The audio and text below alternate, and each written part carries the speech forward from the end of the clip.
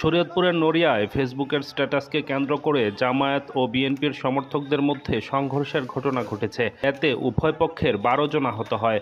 মঙ্গলবার দুপুরে উপজেলার ভুজেশ্বর বাজারের পাইলট মোড় এলাকায় এই ঘটনা ঘটে। পুলিশ ও প্রশাসন সূত্রে জানা যায়, স্থানীয় নারী ইউপি সদস্য ও বিএনপি নেত্রী না ভোটের পক্ষে প্রচারণা চালাচ্ছেন এমন অভিযোগ তুলে ফেসবুকে স্ট্যাটাস দেন জামায়াতের আরেক সমর্থক।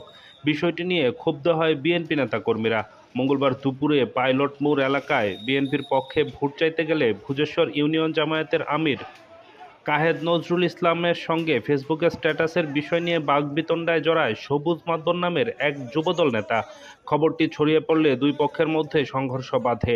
এ ঘটনায় অন্তত ১২ জন আহত হয়। পরে তাদের উদ্ধার করে জেলা সদর সহ বিভিন্ন হাসপাতালে পাঠানো হয়। এ ঘটনায় পাল্টাপাল্টি অভিযোগ করছে উভয় পক্ষ।